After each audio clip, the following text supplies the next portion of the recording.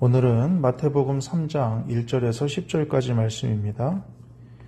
그때 세례 요한이 이르러 유대 광야에서 전파하여 말하되 회개하라 천국이 가까이 왔느니라 하였으니 그는 선지자 이사야를 통하여 말씀하신 자라 일러스되 광야에 외치는 자의 소리가 있어 이르되 너희는 주의 길을 준비하라 그가 오실 길을 곧게 하라 하였느니라.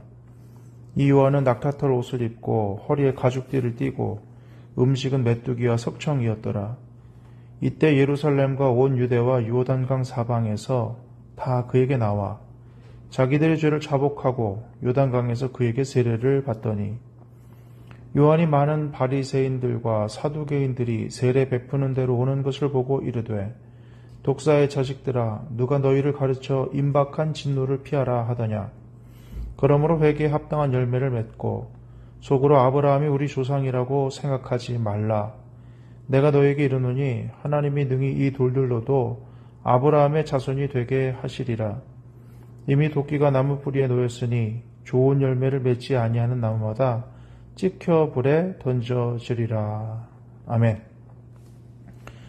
오늘 말씀을 보면 세례 요한이 유대 광야에서 회개하라 천국이 가까이 왔느니라 이렇게 전파했다.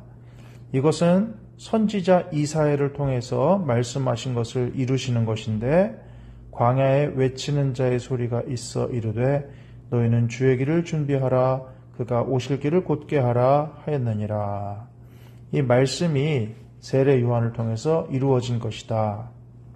광야에서 전파하는 것이 말씀을 통해 이루어진 것이지만은 보통은 우리가 말씀을 전하려고 하면 그것을 들을 수 있는 사람들이 있어야 하지 않겠습니까? 정상적인 상황이라면 예루살렘이라든가 아니면 마을을 돌아다니면서 회개하라 천국이 가까웠느니라 이렇게 하는 것이 마땅합니다. 그런데 그는 사람이 산다고 볼 수 없는 유대 광야에서 전파했습니다. 하나님의 말씀대로 하나님의 예언대로 그가 전파했는데 그가 예언을 이루기 위해서 그렇게 전파한 것 같지는 않습니다. 하나님의 감동에 의해서 그렇게 한 것 같아요. 그리고 그의 삶도 힘들었죠. 사람들이 사는 곳이 아니기 때문에 음식 조달하기가 쉽지 않았을 것입니다. 그래서 옷은 낙타털 옷을 입었고 허리에 가죽띠를 띠고 메뚜기와 석청을 먹었다. 석청은 야생꿀을 말하는 것이죠. 그러니까는 그의 음식도 변변치 않았다는 것입니다. 옷, 의복도 변변치 않았어요. 민가가 가깝지 않기 때문에 쉽지 않은 삶을 살았을 거라고 생각하고 금욕적인 삶을 살았을 것이라고 생각을 합니다. 오늘 말씀을 보면 뭐라고 되어 있습니까? 5절에 예루살렘과 온 유대와 요단강 사방에서 다 그에게 나와서 자기들의 죄를 자복하고 요단강에서 그에게 세례를 받았다는 것입니다. 사람이 있는 곳이 아니고 어떻게 보면은 우리가 흔히 말하는 교회를 세우고 교회가 될 만한 곳에다 해야 되는데 그런 것도 아니고 그저 성령의 감동에 의해서 성령이 이끄시는 대로 인도하시는 대로 그렇게 감동대로 했더니 나머지는 하나님이 그에게 사람도 보내주시고 자복하는 심령도 만나게 하시고 회개의 세례도 받게 하셨다. 하나님의 일은 하나님이 하시는데 인간이 할 일은 뭐냐? 하나님의 감동에 순종하는 것이다. 다시 한번 생각해 보게 됩니다. 이 시대에는 너무나 많은 인간적인 수단들이 있죠. 그게 없어서 안 돼. 주차장이 없어서 안 돼. 사람이 많이 안 살아도 안 돼. 여러 가지 조건이 있겠지만은 하나님의 일은 하나님이 하신다는 것을 오늘 말씀을 통해서 다시 한번 우리가 생각해 보게 됩니다. 그러기에 하나님이 주시는 부흥은 인간이 했다고 말할 수 있는 것이 없는 것이죠. 인간의 수단이 아니라 하나님의 감동에 의해서 순종했을 때 하나님이 허락하시는 사역의 열매와 부흥을 맛보더라. 자, 7절 요한이 많은 바리새인 사두개인들이 세례 베푸는 대로 오는 것을 보고 말을 했습니다. 자, 바리새인은 그 당시에 구별된 사람들이란 뜻이고 나름대로 율법을 잘 지키는 사람들이었고 존경받는 사람들이었다고 했죠. 그러나 바리새인들이 돈을 좋아했다고 예수님 말씀하셨습니다. 사두개인들은 제사장 집단이고 친로마 성향입니다. 나름대로 종교적인 권력과 정치적인 권력을 양손에 쥔 사람들이에요. 이런 대단한 사람들이 찾아왔어요. 어떻게? 세례 베푸는 대로 왔다는 것은 우리도 자복하고 세례 받겠습니다. 이런 뜻입니다. 그러면 보통은 어떻게 합니까? 아유, 이 참 훌륭한 분들이 와서 역시 겸손하십니다. 하나님이 당신들을 복주는 데는 다 이유가 있습니다. 이렇게 말하기가 좋잖아요. 어떻게 여기까지 오셨습니까? 내지는 지금 이 시대에도 교회 나오는 것만 해도 참 대단하다. 하나님이 당신 교회 나온 것만 해도 훌륭하게 보실 것이다. 이렇게 얘기하지 않습니까? 그러나 그러나 요한은 그렇게 얘기하지 않았죠. 세례 요한은 뭐라고 말합니까?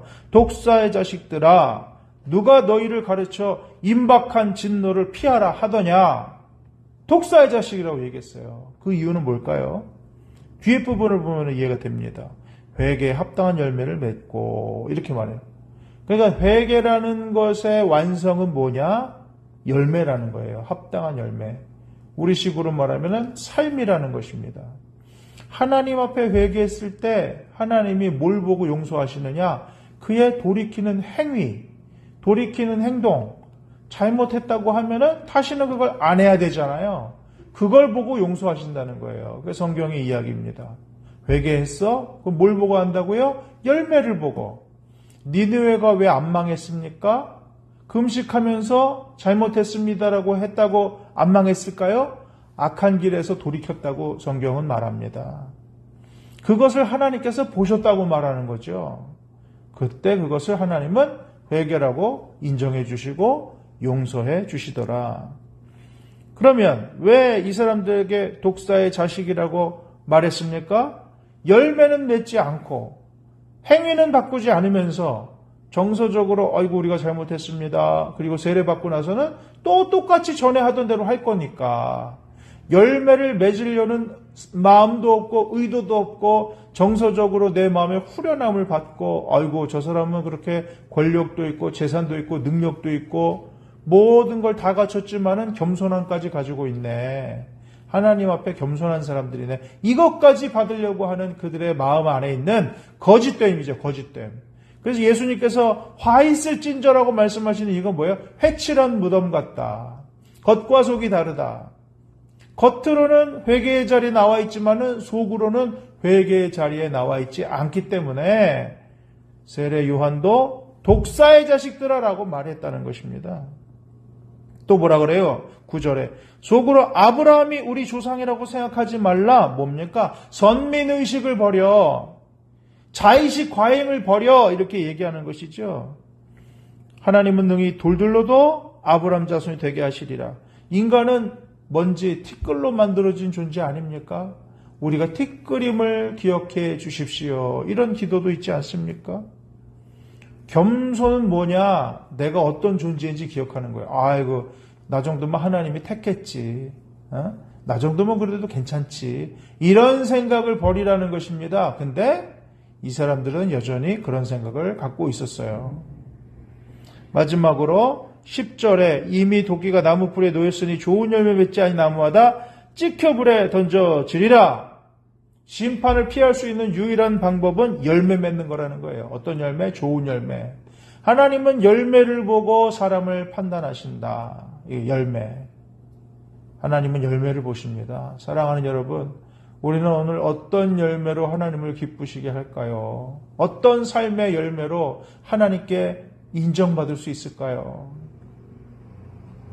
오늘 우리의 삶이 하나님께 하나님 보시기에 하나님 받으시기에 합당한 열매를 맺을 수 있는 진정한 회개의 삶을 살아갈 수 있는 저와 여러분이 될 수 있기를 바랍니다.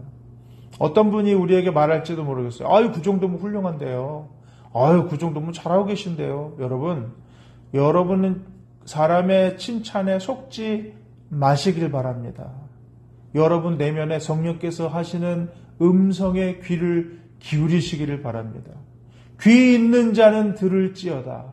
귀 있는 자는 성령이 교회에게 하시는 말씀을 들을지어다. 하나님의 음성에 귀를 기울이시고 하나님의 음성이 이끄시는 대로 하나님이 기뻐하시는 열매 맺는 그 자리로 걸어갈 수 있는 저와 여러분 되시기를 주님의 이름으로 축복합니다. 아멘.